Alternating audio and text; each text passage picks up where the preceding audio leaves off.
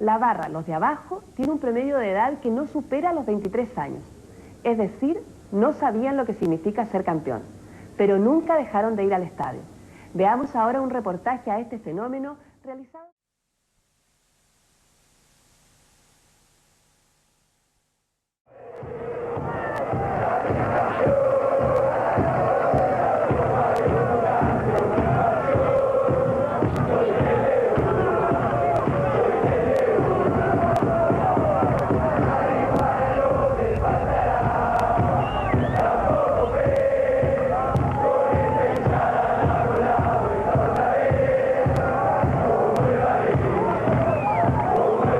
Era el año 1969, el último año que la U salía campeón. Era el fin de la mística década del 60 y el comienzo de una serie de cambios en el mundo y en Chile que afectarían esa entonces poderosa institución deportiva, ya que al pertenecer a la Casa de Estudios dependiente del gobierno, la historia de la U se enlazaría inevitablemente a los profundos cambios políticos en que caería el mundo.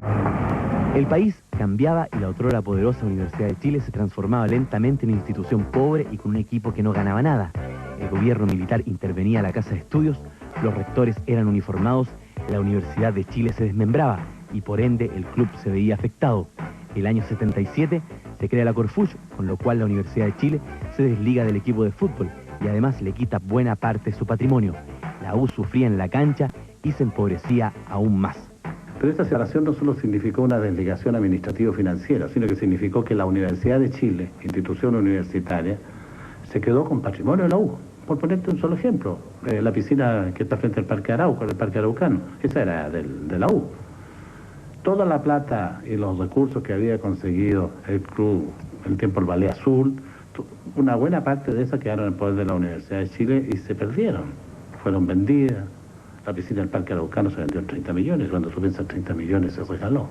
8 meses después de creada la Corfuch, esta entrega la Casa de Campo de Deportes y el Sausal a la inmobiliaria Andrés Bello, cuya misión era lograr un estadio y un club de campo. Cuento corto, la inmobiliaria desapareció y los bienes se perdieron. La Casa de Campo de Deportes pasó al Banco Concepción y el Sausal, donde entrena la U, aún es de la empresa Metalpar. Posteriormente se compró un estadio tipo Mecano en 5 millones de dólares. Llegó a Iquique, no se pudieron pagar los impuestos y ahora está en venta como fierro viejo. Los dirigentes eran otro cuento aparte. De todos, el más famoso, Ambrosio Rodríguez, conocido del régimen militar, llegó al extremo de contratar como entrenador a Luis Santibáñez en un escritorio de La Moneda. La U se movía en todos los planos sin lograr nada, hasta que llegó lo peor de lo peor. Torneo del 88, la U a punto de descender. Su rival, uno que huele a problemas, Cobresal. O'Higgins, Unión y la U, uno de ellos caería. La U tenía que ganar.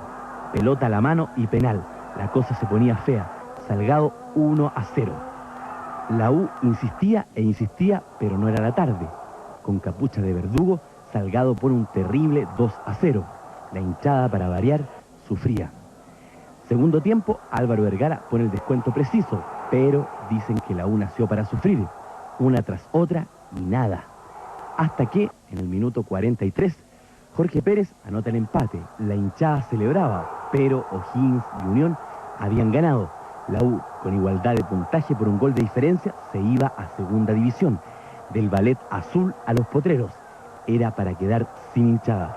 Pero en este periodo donde comienza a tomar fuerza la naciente barra brava de la U, los de abajo. Ganando o perdiendo, jóvenes que jamás habían visto a la U campeón, se la jugaron cuando nadie daba un peso por el equipo. Juraron volver a primera y volvieron. Los de abajo comenzaban a aprender entre la gente joven con su mística. A esto se sumó en primera la llegada de la dupla Orozco-Salá. En lo directivo llegaron un equipo en quiebra. Armaron un cuadro ordenado que en un principio andaba bien, pero que al final algo le pasaba. Pero este año la historia pintaba para la U. Se cumplían 25 años y el torneo comenzaba con Colo-Colo, el equipo más popular del país, matándose solo. Su inicio fue pésimo y jamás logró recuperarse. Por hinchada, sin duda, fue el más derrotado. La pelea era entonces con la Universidad Católica. 5 millones de dólares. Gorosito y Acosta le dieron el pie inicial y una ventaja como para salir campeón. Pero en el fútbol ninguna historia se escribe antes. La U salió a la casa y al final del campeonato se encuentra a tiro de cañón. Llegó el gran partido del año. Final anticipada. Comenzó la polémica. Gorosito, pieza clave de la Universidad Católica, por una tarjeta discutible, es expulsado en un partido donde patadas fue lo que más se vio.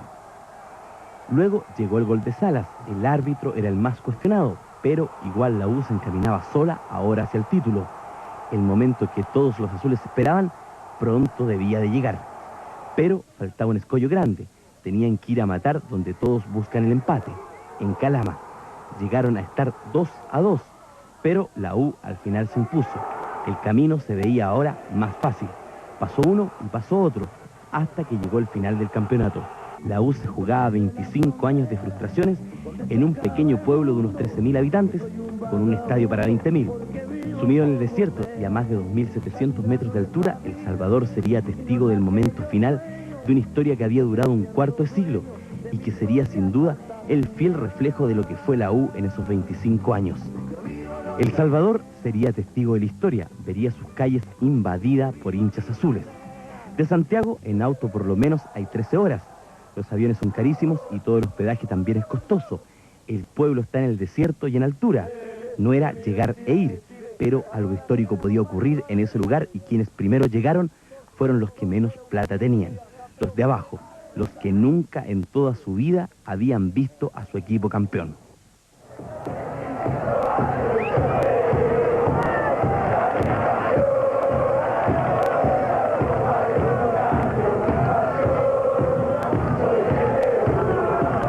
¿De dónde vienen ustedes? De Antofagasta. ¿Cómo se vinieron para acá? Adeo. ¿Sí? ¿Tuvieron problemas para llegar o no? Sí, hartos problemas, caminatas por el desierto, horas caminado. Hay gente que no nos lleva, pero gracias a Dios los salió. ¿Y cuándo llegaste? ¿Cómo te Yo viniste? llegué hace 2 días. Me vine a Deo. A Deo. ¿Te costó mucho llegar o no? Sí. Harto, pero llegué. Adeu. ¿Y le vale la pena tanto sacrificio? Sí, porque este año somos campeones, 25 años. Nunca en mi vida he visto a la U campeón y este año lo voy a ver y vale.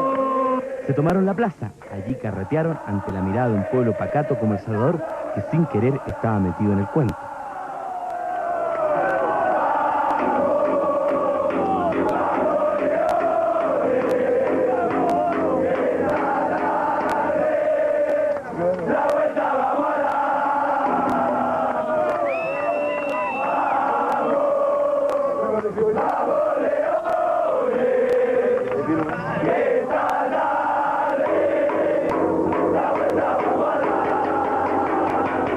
Llegó el día del partido, solo de Santiago más de 20 buses habían llegado en la mañana.